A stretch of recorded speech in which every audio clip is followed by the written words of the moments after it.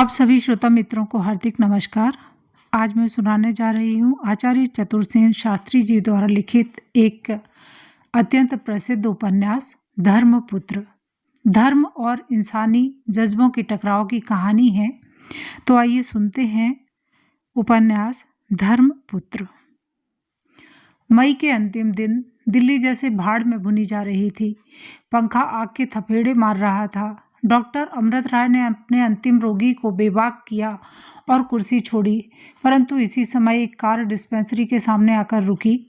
Doctor ने घड़ी की ओर नजर घुमाई। 1 बज रहा था। उसकी भ्रुकुटी में बल पड़ गए। भुनभुनाकर उसने कहा, नहीं, इस समय अब और कोई मरीज नहीं देखा जाएगा।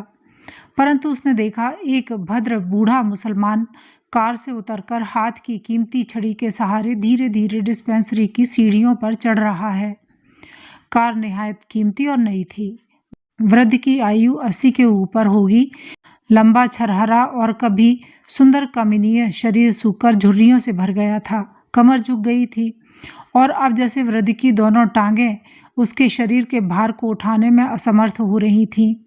इसी से वह एक कीमती नाजुक मलक्का छड़ी के सहारे आगे बढ़ रहा था। बदन पर महीन तंजीब का चिकनदार कुर्ता और उस पर अतलस की अद्धी, सिर पर 1.5 माशे की लखनवी दुपल्ली टोपी, पुराने फैशन के कटे बाल, ढीला पायजामा और वसूली के सलीम शाही जूते।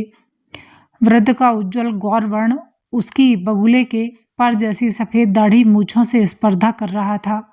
बड़ी बड़ी आंखों में लाल डोरे और उसके अतीत रुआबदार जीवन की साक्षी दे रहे थे। उन्नत ललाट और उभरी हुई नाक तथा पतले संपुटित होंठ उसके व्यक्तित्व को प्रभावशाली बना रहे थे। वृद्ध ने भीतर आकर मुस्लिम तरीके से दोनों हाथ आगे बढ़ाकर डॉक्टर के हाथ अपने हाथों में लेकर अभिवादन किया। फिर कुछ कांपती सी धीमी आवाज में कहा, मुआफ़ कीजिए, मैंने बेवक्त आपको तकलीफ दी। उफ, किस शिद्दत की गर्मी है, आग बरस रही है। यह आपके आराम करने का वक्त है, लेकिन मैं भीड़ से बचने और तखलिए में आपसे मिलने की खातिर ही देर से आया। इतना कहकर जेब से पर्स निकाला और 32 रुपयों के नोट टेबल पर आहिस्ता से रखकर वह डॉक्टर के मुंह की ओर देखने लगा। नकद फीस को देख तथा वृद्ध के अस्तित्व से प्रभावित होकर डॉक्टर ने नम्रतापूर्वक कहा, कोई बात नहीं, मुझे तो रोज ही इस वक्त तक बैठना पड़ता है। फरमाइए, मैं आपकी क्या सेवा कर सकता हूँ? लेकिन आप कृपा कर बैठिए तो। अब इस वक्त नहीं, फिर कभी, जब आपको फुर्सत हो, जबकि हम लोग इत्मीनान से बातें कर सकें। तो कल इसी वक्त? बेहतर, लेकिन इस गर्मी में तो मेरी जान ही निकल जाएगी। बूढ़ा भुनभुनाया और उसी तरह डॉक्टर के हाथों को अपने हाथ में लेकर उन्हें आंखों से लगाया और कहा, खुदा हाफिज। वह चल दिया। डॉक्टर ने बाहर आकर उसे सादर विदा किया। कार के जाने पर डॉक्टर बड़ी देर तक उसी की बात सोचता रहा। अवश्य ही यह बूढ़ा सनकी रईस किसी रहस्य से संबंधित है। दूसरे दिन ठीक समय पर बूढ़ा आ पहुंचा। इसी समय कार की खिड़की में दोहरे शीशे जड़े थे और भीतर गहरे आसमानी साटन के पर्दे लगे थे। डॉक्टर बूढ़े के अभिप्राय को कुछ कुछ समझ गया था और उसने पहले ही से यहाँ एकांत की सब संभव व्यवस्था कर रखी थी। डिस्पेंसरी में आकर बूढ़े ने उसी भांति मुस्लिम पद्धति से डॉक्टर का अभिवादन किया। एक बार डिस्पेंसरी पर सतर्क दृष्टि डाली और 32 रुपये मेज पर रखकर कहा, क्या यहाँ हम इत्मीनान से बातें कर सकते हैं? यकीनन, डॉक्टर ने जवाब दिया। तो मैं उसे बुलाऊं? उसने साभिप्राय दृष्टि से डॉक्टर की ओर देखा। डॉक्टर की आंखें कार की नीले साटन से ढकी हुई खिड़कियों की ओर उठ गईं। उसने आहिस्ता से कहा, जैसा आप मुनासिब समझें। बूढ़ा उसी भांति छड़ी टेकता हुआ कार तक गया। कार का दरवाजा खुला और कीमती काली सिल्क का बुर्का ओढ़े हुए एक किशोरी ने हाथ बढ़ाकर अपनी चंपे की कली के समान कोमल उंगलियों से बूढ़े का हाथ पकड़ लिया। हाथ का सहारा लेकर वह नीचे उतरी और धीरे धीरे लाल मखमल के जूतों से सुशोभित उसके चरण आगे बढ़कर डिस्पेंसरी की सीढ़ियों पर चढ़ने लगे। बाला का सर्वांग बुर्के से ढका था। केवल उन मखमली जूतों के बाहर उसके उज्जवल चरणों का जो भाग खुला दिख पड़ता था तथा चंपे की कली के समान जो 2 उंगलियां बुर्के से बाहर बूढ़े के हाथ को पकड़े थीं, उसी से उस अनिंद सुंदरी की सुषमा का डॉक्टर ने अनुमान कर लिया। वह भीता चकिता हरिणी के समान रुकती अटकती सीढ़ियां चढ़ रही थी। उसका सीधा लंबा और दुबला पतला किशोर शरीर और बहुत संकोच सावधानी से छिपाया हुआ प्रच्छन्न यौवन डॉक्टर को विचलित कर गया। उसकी बोलती बंद हो गई, उसके मुंह से बात ही नहीं निकली। सबके यथास्थान बैठ जाने पर वृद्ध ने एक बार फिर छिपी नजरों से बाला की ओर देखा, फिर डॉक्टर की ओर देखा, तब कहा, शायद आपने मेरा नाम सुना हो। मेरा नाम मुश्ताक अहमद है। आप रंगमहल वाले नवाब मुश्ताक अहमद सालार जंग बहादुर हैं? डॉक्टर ने कुछ झिझकते हुए आदर प्रदर्शित करते हुए कहा, जी हाँ, और आपके वालिद मरहूम खुदा उन्हें जन्नत दे मेरे गहरे दोस्त थे। मेरी ही सलाह से उन्होंने आपको विलायत पढ़ने को भेजा था। मैं अच्छी तरह हुजूर के नाम से वाकिफ हूँ। पिताजी ने मुझसे अक्सर आपका जिक्र किया है और यह भी बताया था कि आप ही ने मेरी विलायत की तालीम का कुल सरफा उठाया था। वे मरते दम तक आपका नाम रटते रहे, लेकिन मुलाकात न हो सकी। आप शायद यहाँ अरसे से नहीं रहते हैं? जी हाँ, मैं अरसे से कराची में रह रहा हूँ। कल ही हम लोग मसूरी से यहाँ आए हैं। इधर कई साल से मैं गर्मी में मसूरी ही रहता हूँ। आपने दर्शन देकर कृतार्थ कर दिया। आप फरमाइए, आपकी क्या सेवा कर सकता हूँ? शुक्रिया। नवाब ने अजब अंदाज से सिर झुकाया, आंखें बंद की और क्षणभर कुछ सोचा। फिर जैसे एकाएक साहस मन में लाकर कहा, यह मेरी पोती शाहजादी हुस्न बानू है। माँ बाप इसके कोई नहीं है। मेरी भी अब कोई दूसरी औलाद नहीं है। यही वारिस है। बात इसी के मुतल्लिक होगी। मर्ज क्या है? डॉक्टर ने सहज भाव से पूछा। मर्ज? मर्ज? बेआबरूई। डॉक्टर कुछ भी न समझ सका। उसने अचकचा कर बाला की ओर देखा, जो इस समय बुर्के के भीतर पीपल के पत्ते के समान कांप रही थी। फिर उसकी प्रश्न सूचक दृष्टि नवाब के चेहरे पर अटक गई। बूढ़े ने अब अकंपित वाणी से कहा, शायद इस नए मर्ज का नाम आपने अभी न सुना हो। आप बड़े डॉक्टर तो जरूर हैं, पर नए हैं, नौजवान हैं। जिंदगी सलामत रही तो आप देखेंगे कि ऐसी बीमारियां आम होती हैं। खासकर बड़े घरों में तो यह बेहद तकलीफ देह हो जाती हैं। एक दार्शनिक सा भाव उसकी आंखों में और होठों में खेल गया। डॉक्टर उलझन में पड़ गया। उसने कहा, मेहरबानी करके जरा साफ साफ कहिए, मामला क्या है? यही मुनासिब भी है। लड़की हामिला है। उम्र इसकी 22 साल की है और इसी नवंबर में इसकी शादी नवाब वजीर अली खां से होना करार पा चुका है। परेशानी की रेखाएं डॉक्टर के माथे पर खिंच गईं। उसने कहा, लेकिन इसमें मैं आपकी क्या मदद कर सकता हूँ? आप मेरे मुरब्बी जरूर हैं, पर आप मुझसे कोई गैर कानूनी काम कराने की तो उम्मीद ही ना रखेंगे। कतई नहीं। मैं तो आपसे महज एक इंसानी फर्ज अदा कराना चाहता हूँ। आपके वालिद की दोस्ती के नाम या उस सलूक के बदले जिसका अभी आपने जिक्र किया। इसके सिवा मैं आपको इसका मुनासिब मुआवजा भी दूंगा। लेकिन आप चाहते क्या हैं? मैं किस तरह अपना फर्ज अदा कर सकता हूँ? बताता हूँ। पहले आप मेरे कुछ सवालों का जवाब दीजिए। पूछिए। आपकी शादी हो गई है? जी हाँ। आपको कोई बाल बच्चा है? जी नहीं। बेहतर। तो आप इस बच्चे के धर्म पिता बन जाइए। मैंने हिंदू आलिमों से सुना है, भले हिंदू धर्म पिता होना सवाब का काम समझते हैं। मैं 21 गांवों का समूचा इलाका इस बच्चे के नाम कर दूंगा, लेकिन बज़ाहिरा आप बच्चे के धर्म पिता नहीं, असल बाप ही कहलाएंगे। यानी यह बच्चा मेरी लड़की का नहीं, आपका जाति बच्चा, आपका और आपकी बीवी का पैदाइशी बच्चा कहलाएगा। और मैं आपके इस बच्चे का धर्म पिता बनकर अपनी आधी जायदाद यानी 21 मौजों का इलाका बच्चे के नाम लिख दूंगा। डॉक्टर का सिर घूम गया। उसने कहा, लेकिन यह हो कैसे सकता है? आप मंजूर कर लीजिए तो मैं यह भी अर्ज करूंगा। आप पूरी बात कर लीजिए तो मैं कुछ सोचूं और अर्ज करूं। पहली बात तो यह है कि आप और आपकी बीवी दोनों हमारे साथ मसूरी चलें और जब तक बच्चा पैदा होकर 3 महीने का ना हो जाए हमारे साथ वहीं रहें। इस दौरान मैं आपको बतौर हर्जाने 5,000 रुपये माहवार दूंगा। इसके अलावा तमाम अखराजात भी मैं उठाऊंगा। किसी किस्म की तकलीफ आपको ना होगी। यह मई का महीना ख़त्म हो रहा है, जुलाई या अगस्त में डिलीवरी हो जाएगी और अक्टूबर के आखिरी तक आप 2.5 या 3 माह के बच्चे को लेकर बखुशी दिल्ली आ सकते हैं। किसी को कानों कान यह शक करने की गुंजाइश भी न रहेगी कि बच्चा आपका नहीं है। यहाँ आकर आप एक दावत अपने दोस्तों को दे सकते हैं। तभी मैं भी आपको दावत देकर इलाका आपके बच्चे को लिख दूंगा। डॉक्टर सोच में पड़ गए। फिर कहा, मुझे आप सोचने का कुछ समय दीजिए, फिर मुझे अपनी स्त्री से भी सलाह करनी होगी।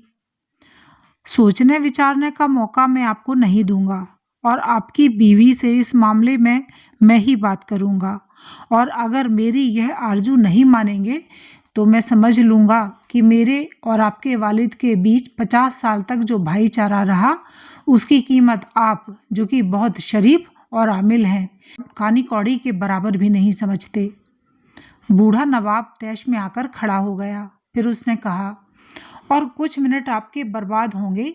यहाँ तक जब बात हो चुकी है तो आपको मुनासिब है कि आप बानू से भी 2-2 बातें कर लें। मैं तब तक बाहर जाता हूँ। इतना कहकर नवाब उसी भांति छड़ी टेकता हुआ बाहर आकर कार में बैठ गया। डिस्पेंसरी में रह गए डॉक्टर और हुस्न बानू शहजादी। कुछ देर सन्नाटा रहा।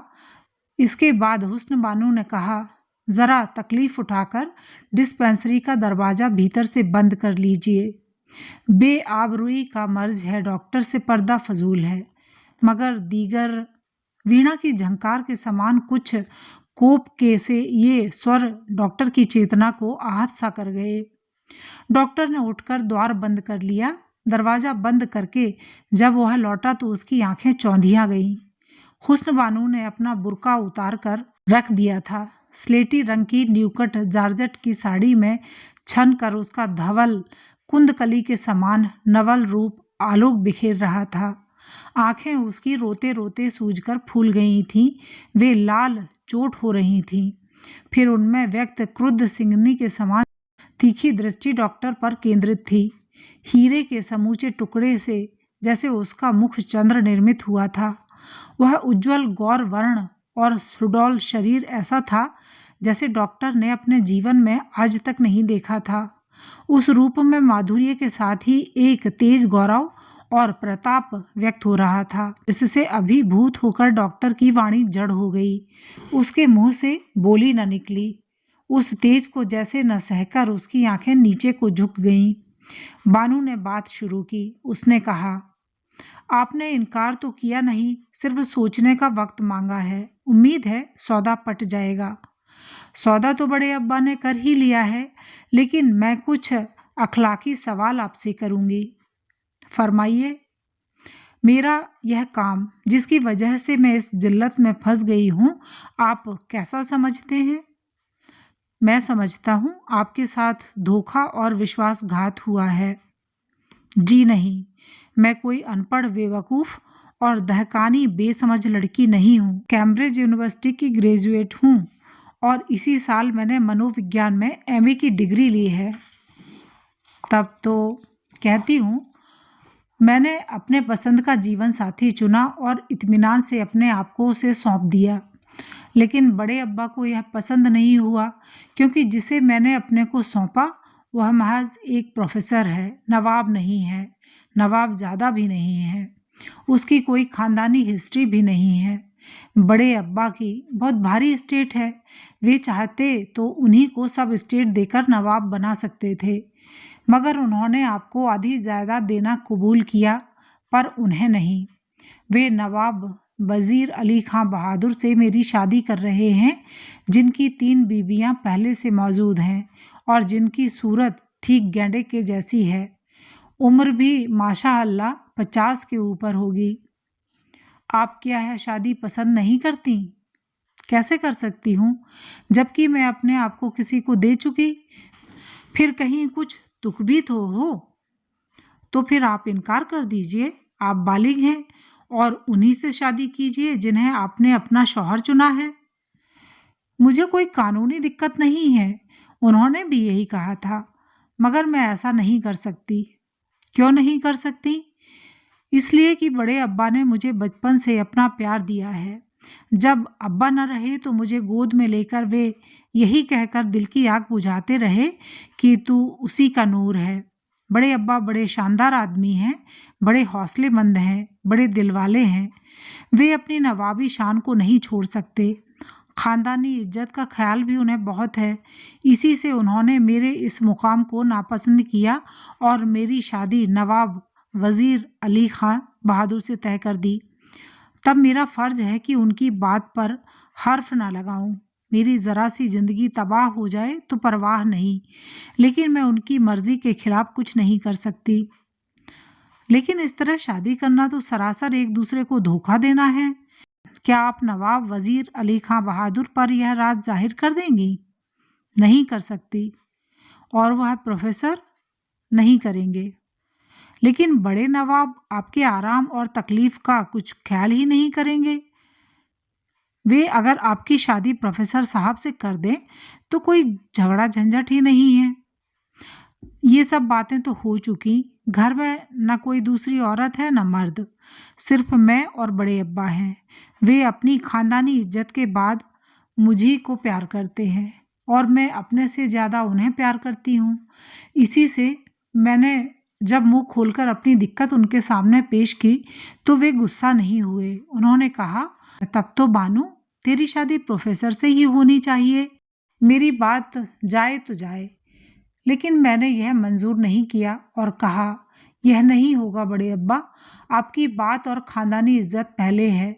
मैंने पहले इसका कुछ ख्याल नहीं किया था, लेकिन अब तो आप जैसा चाहेंगे वैसा ही होगा। डॉक्टर के हृदय में कहीं जाकर दर्द उठा। उसने आंख उठाकर बानू के लाल लाल फूले हुए नेत्रों को देखकर कहा, तो फिर आपकी ये लाल लाल फूली हुई आंखें? अपने लिए नहीं, उनके लिए, जिनकी जिंदगी मैंने सूनी कर दी। लेकिन फर्ज कीजिए मैं मर ही जाती, तब भी तो उन्हें सब्र करना पड़ता। एकाएक डॉक्टर के मन में एक बात उठी। उसने कहा, तब तो नवाब जो काम मेरे सुपुर्द करना चाहते हैं प्रोफेसर के सुपुर्द भी कर सकते हैं। यह ज़्यादा ठीक भी रहेगा। बड़े अब्बा ऐसा नहीं कर सकते, मैं कह चुकी हूँ। फिर मैं भी इसी में भलाई समझती हूँ कि मुझसे और बच्चे से उनका कोई ताल्लुक ही न रहे। सिर्फ बड़े नवाब साहब की एक सनक के लिए आप कई कई जिंदगी बर्बाद कर देना पसंद करती हैं। ऐसा तो दुनिया में होता ही है डॉक्टर। लड़ाई में लाखों जवान जो कट मरते हैं तो कुछ अपने किसी काम से नहीं, अपने जनरल के हुक्म से, मालिक के नाम और काम के लिए। यूं एक एक जान की कीमत लेकर हम कहाँ तक दुनिया में आगे बढ़ सकते हैं? आपके विचार पाक हैं, आदर्श ऊंचे हैं।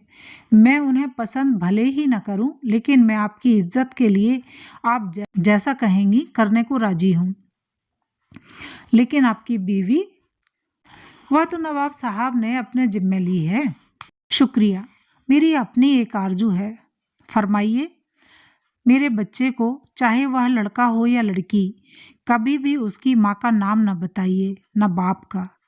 मुझे कभी कभी उसे देख लेने और प्यार करने की इजाज़त दीजिए। अल्लाह आपका भला करेगा। ऐसा ही होगा शहजादी साहिबा। तो बात खत्म हुई। दरवाज़ा खोल दीजिए और बड़े अब्बा को बुला लीजिए। उसने बुर्का पहन लिया। नवाब के भीतर आने पर डॉक्टर ने कहा, आपका हुक्म बजा लाऊंगा, लेकिन मेरी 2 शर्तें हैं। एक, मेरी स्त्री को आप राजी कर लें। दूसरे, वह सौदा सुल्फ रहने दें, ज़मीन जायदाद की बात छोड़ दें। खैर, तो ये दोनों बातें आप मुझी पर छोड़ दीजिए, मैं कल सुबह आपकी बीबी से बात करने आऊँगा। वह उठा, उसी भांति डॉक्टर को अभिवादन किया और बानू के कंधे का सहारा लेकर धीरे धीरे डिस्पेंसरी से बाहर हो गया। डॉक्टर की पत्नी का नाम था अरुणा। उसे राजी करने में नवाब को कठिनाई नहीं हुई। संतान की प्रच्छन्न लालसा तथा स्त्री जाति पर दया भावना से अभिभूत होकर उसने स्वीकृति दे दी। अतुल संपदा पर भी उसका ध्यान गया। डॉक्टर यद्यपि कहते थे कि वे सौदा नहीं चाहते, परंतु यह ऐसा सौदा न था जो आसानी से अपने प्रलोभन का प्रभाव जाने दे। फिर हुस्न बानो को देखकर डॉक्टर जिस प्रकार प्रभावित हो गया था, उसी भांति डॉक्टर की पत्नी भी प्रभावित हुई। इस प्रकार सब बातें ठीक ठाक तय हो गईं और डॉक्टर सपत्नीक नवाब के साथ मसूरी चले आए। यथा समय हुस्न बानो ने पुत्र को जन्म दिया और प्यार और खून का सदमा खाकर उसने उसे आंसुओं से आंखें भरकर डॉक्टर की पत्नी को दिया। सारे ही औपचारिक बंदोबस्त हो गए और एक दिन हुस्न बानो के उस कलेजे के टुकड़े को अपने बिना दूध की छाती से लगाकर अरुणा देवी दिल्ली चली आईं। दुख व शोक से असहाय हुस्न बानो मूर्छित हो गई। दिल्ली में आकर डॉक्टर अमृत राय ने धूमधाम से पुत्र जन्मोत्सव मनाया, हिंदू संस्कार किए और बालक का नाम रखा राया दिलीप कुमार। कुछ दिन बाद नवाब ने दिल्ली आकर अपने घर एक जश्न किया, जिसमें सभी परिचित हिंदू मुसलमान मित्र परिजनों को बुला सबके सामने डॉक्टर, उनकी पत्नी और पुत्र का अभिनंदन किया। नवाब ने कहा, ये डॉक्टर अमृत राय मेरे दोस्त बंस गोपाल राय के पुत्र हैं। बचपन ही से मैंने इन्हें अपना पुत्र समझा है। मेरे और बंस गोपाल राय के बीच भेदभाव न था, हम लंगोटिया यार थे। मैंने ही हट करके इन्हें विलायत भेजा था। मैंने ही इनकी शिक्षा का सारा खर्च बर्दाश्त किया।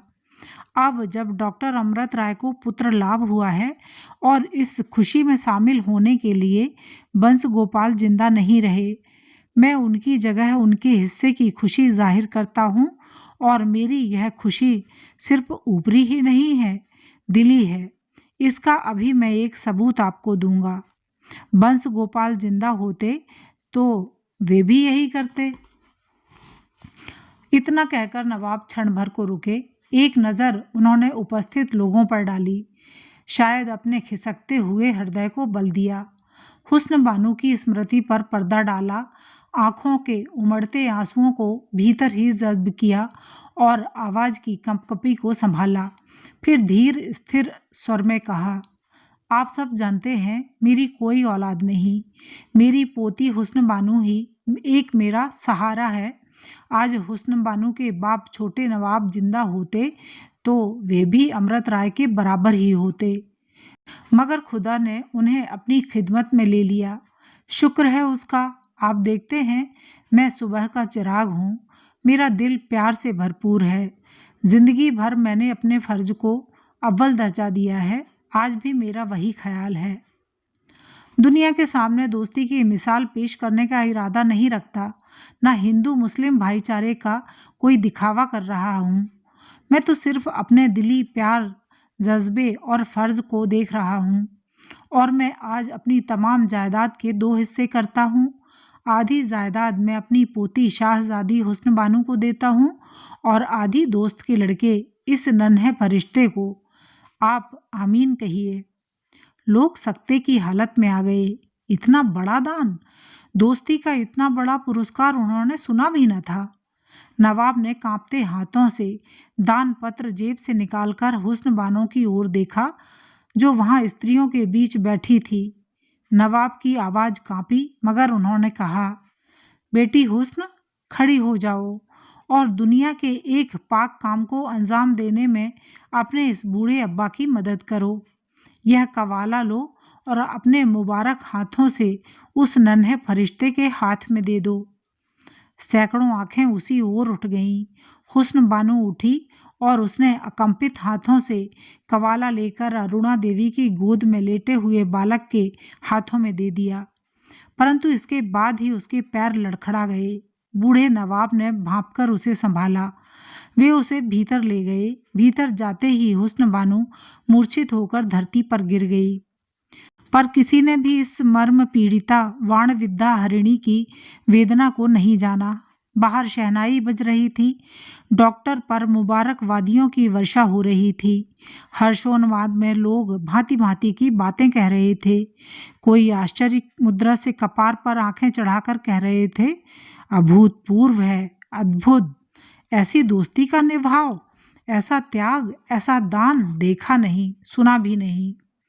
खाने पीने की धूमधाम चली। इत्र पान से सत्कृत होकर आगत समागत सब अपने घर गए। केवल डॉक्टर दंपत्ति एक असहनीय भार सा अपने पर लादकर चुपचाप अपने घर लौटे। लेकिन इस सारी सुव्यवस्थित व्यवस्था में डॉक्टर अमृत राय अव्यवस्थित हो गए।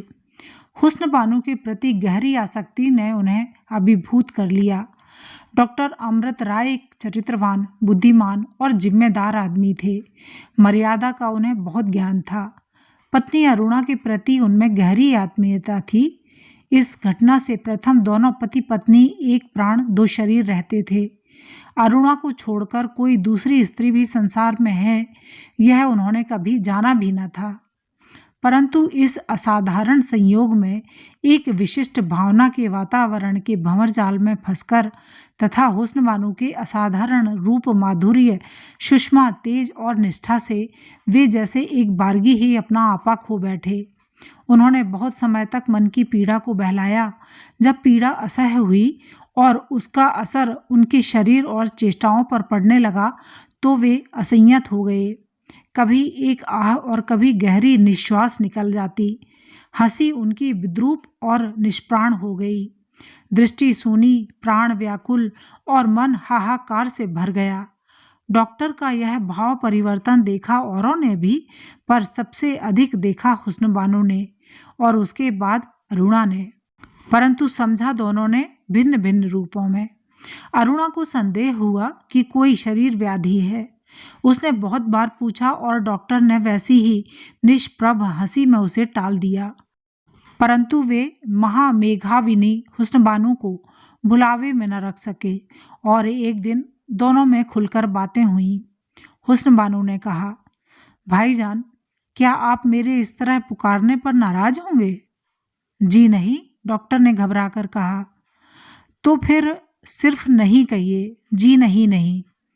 और अगर मैं आपको तुम कहकर पुकारूं तो मैं समझूंगा तुमने मुझे निहाल कर दिया, जीवन दान दे दिया। शुक्रिया, पहल तुम्ही ने की, लेकिन मैंने सुना है आप 7 विलायत घूम आए हैं। यों ही आदतन घुमक्कड़ हूँ। इंग्लैंड जब डिग्री लेने गया तो एक डिग्री अमेरिका की भी ले लूं, यह इच्छा हुई। इसी सिलसिले में दूसरे मुल्कों की भी सैर हो गई। तब तो मुझे समझना चाहिए कि दुनिया की ऊंच नीच, भलाई बुराई और अपना नफा नुकसान आप बखूबी समझ सकते हैं। लेकिन मैं कोई ज़्यादा समझदार आदमी नहीं हूँ। हो सकता है, लेकिन नासमझ होना कोई तारीफ की बात नहीं है भाईजान, खासकर आप जैसे जहां दीदा आदमी के लिए। क्या कहीं मुझसे कोई गलती हो गई बानू? क्या मैंने तुम्हें नाराज कर दिया? कहो, यदि ऐसा है तो कभी अपने को माफ न करूँगा। नाराज नहीं, मुझे तुमने तकलीफ दी है और मेरी यह तकलीफ मेरे लिए नहीं, तुम्हारे लिए है। तुम मुमकिन है अपने को माफ न करो, कोई सजा ही अपने ऊपर लो, तो जानते हो यह मैं किसी हालत में बर्दाश्त नहीं कर सकूंगी। तो तुम बानू, डॉक्टर के मुंह से बात पूरी निकली नहीं। हाँ, मैं तुम्हें प्यार करने लगी हूँ, यह सच है। तुम मेरी आंखों में यह न देख पाते तो शायद अपनी यह हालत न बना लेते, मगर तुमने मेरी यह ज़रूरत नहीं देखी कि मैं प्यार और प्यार से भी ज़्यादा लगते जिगर तक की परवाह नहीं करती। मैं पहले अपने फ़र्ज को देखती हूँ। लेकिन तुम जो कुछ कहना चाहते हो वह मैं जानती हूँ। ज़बान खोलने से क्या फ़ायदा? मैं तो तुम्हारे रोम रोम की हरकत में, तुम्हारी नज़रों में, तुम्हारी लंबी लंबी सांसों में, सूखे होठों में तुम्हारी सब बातें पढ़ चुकी। नादान नहीं हूँ भाईजान, लेकिन हद से आगे कदम रखना अच्छा ना होगा। सिर्फ तुम्हारी जिंदगी बर्बाद हो जाएगी। मुझे कुछ कह लेने दो बानू। कहना चाहते हो तो कहो, लेकिन उससे फायदा कुछ ना होगा। मैं जानती हूँ तुम जो कुछ कहोगे उसका सब सार यही होगा कि तुम मेरे बिना जिंदा नहीं रह सकते। सो इसका जवाब मैं तुम्हें वही देती हूँ जो मैंने हबीब साहब को दिया था, यानी अगर जिंदा रहोगे, खुश रहोगे, मुझ पर अपनी बरकत की नज़र डालोगे तो मैं तुम्हें फरिश्ता समझकर परस्तिश करूंगी, तुम्हारी मूरत मेरी आंखों पर रहेगी। और अगर मर मिटोगे तो मैं तुम्हें एक नाचीज, हकीर, अदना इंसान समझूंगी। तब सिर्फ ज़रा सी हमदर्दी ही मेरे दिल में तुम्हारे लिए रह जाएगी और कुछ नहीं। तो बानू, क्या प्यार की यही सज़ा है? सज़ा है कि इनाम, यह तो समझने की बात है। मगर मैं तो यह समझने लगी हूँ कि प्यार की सही सूरत तो जुदाई ही है, मिलन नहीं। वह जुदाई जहाँ प्यार की भूख रोम रोम में रमकर जिस्म को प्यार से सराबोर कर देती है। इतने जतन से जो लजीज खाना तैयार किया जाता है, उसे भरपेट खा चुकने पर जो जूठन बच रहती है, उस पर तो नफरत और हिकारत की नज़र डालना कोई पसंद नहीं करता। उसे तो कुत्तों को खिलाकर बर्तनों को जल्द से जल्द धोकर साफ कर डालना ही सब सलीके वाले लोग पसंद करते हैं। प्यार तो पत्थर का बुत है जिसे हिंदू पूजते हैं। भीतर बाहर वह सब पत्थर है, ठोस, वहाँ एहसास कहाँ। इसी से वह प्यार सब भूख प्यास से पाक साफ होकर भक्ति बन जाता है। इस भक्ति से किसी का पेट नहीं भरता, कभी ऊब नहीं पैदा होती। वह इतना पाक हो जाता है कि सिवा पूजा करने के दूसरी किसी बात का ख्याल दिल में लाया ही नहीं जा सकता।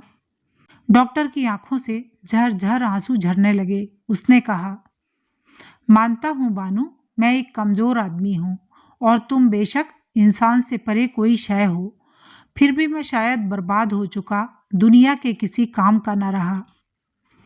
तब तो बड़े अब्बा ने तुम्हें ऐसा नाजुक काम सौंपकर बड़ी गलती की। तुम न सिर्फ अपने ही को, मेरे लड़के को, अब्बा की इजाज़त को और अरुणा बहन की ज़िंदगी को बर्बाद करोगे। कहो, क्या तुम अपनी कमज़ोरी को दूर नहीं कर सकते? अब भी वक्त है। मैं अब्बा से कहकर कुछ दूसरा बंदोबस्त करूं। नहीं बानू, ऐसा नहीं हो सकता। तुम जैसा कहोगी मैं वही करूँगा और कलेजे पर पत्थर रखकर मैं तुम्हें भूल जाऊँगा। मैं समझूँगा एक सपना देखा था, झूठा सपना। नहीं भाईजान, ऐसा तुम ना कर पाओगे। मैं तो मुजस्सम तुम्हारे सामने हूँ और जब तो ताल्लुकात मेरे तुम्हारे बीच पैदा हुए हैं, ताजीस्त रहेंगे। और जब तक हम दोनों जिंदा हैं, एक दूसरे को भूल ना सकेंगे। हम शायद बहुत बार मिलेंगे, बहुत बार हंसेंगे, बहुत बार एक दूसरे से टकराकर एक दूसरे को चोट पहुंचाएंगे। वह चोट हमें चुपचाप सहनी पड़ेगी। वह आग जो किस्मत ने हमारे कलेजे में जला दी है, भीतर ही जलती रहेगी। उसका धुआं तक हमें भीतर ही भीतर निगलना पड़ेगा। भाईजान। बहुत देर तक दोनों चुप रहे। अंत में डॉक्टर ने सिर उठाकर कहा, तो बानू, ऐसा ही हो। लेकिन अब भी बानू? नहीं बहन। डॉक्टर ने झुककर हुस्न बानू के पैर छू लिए। आंखों की पुतलियों को आंसुओं में तैराकर हुस्न बानू ने कहा, यह क्या किया? हम हिंदू हमेशा बड़ी बहन के पैर पूजते हैं, इसी से। लेकिन मैं तो तुमसे उम्र में बहुत छोटी हूं, तो इससे क्या? तुम हर तरह मुझसे बहुत बड़ी हो। डॉक्टर तेजी से चले गए। हुस्न बानू देर तक बैठी रोती रही। अभी आप सुन रहे थे आचार्य चतुरसेन शास्त्री जी द्वारा लिखे हुए उपन्यास धर्मपुत्र का पहला भाग। उपन्यास का अगला भाग अगले वीडियो में लेकर मैं आपके समक्ष प्रस्तुत होंगी। तब तक के लिए नमस्कार, धन्यवाद।